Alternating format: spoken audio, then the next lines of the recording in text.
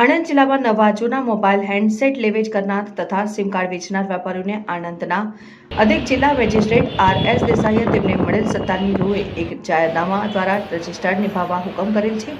આ જાહેરનામા મુજબ નવા જૂના મોબાઈલ હેન્ડસેટ લેવેચ કરનાર તથા સિમ કાર્ડ વેચાણ કરતા વેપારીઓએ મોબાઈલ લેતા પહેલા તેમના રજિસ્ટર્ડમાં મોબાઈલ વેચનારનું અને જૂના મોબાઈલ વેચતી વખતે મોબાઈલ ખરીદનાર તથા વેચનારની ઓળખ અંગેની તમામ વિગતો ફરજિયાતપણે નોંધવાની રહેશે તથા તે માટે અલગ અલગ રજિસ્ટર્ડ નિભાવવાના રહેશે. જે મુજબ નવા મોબાઈલ હેન્ડસેટ વેચાણનું રજિસ્ટર્ડ, જૂના મોબાઈલ ખરીદવા અંગેનું રજિસ્ટર્ડ, જૂના મોબાઈલ વેચવા અંગેનું રજિસ્ટર્ડ તથા સિમ કાર્ડ વેચાણ અંગેનું રજિસ્ટર્ડ અદ્યતન રાખવાનું રહેશે. કોઈપણ વ્યક્તિ મોબાઈલ, સિમ કાર્ડ, હેન્ડસેટ વગેરે ઓળખ કાર્ડ અથવા કોઈપણ ઓળખપત્ર વગર વેચશે, ખરીદશે અથવા કોઈપણ રીતે અન્યને તબદીલ કરશે તો તે અંગે તેવા મોબાઈલ, સિમ કાર્ડ, હેન્ડસેટ વગેરે વેચનારને પ્રાપ્ત કરવાની જવાબદારી રહેશે.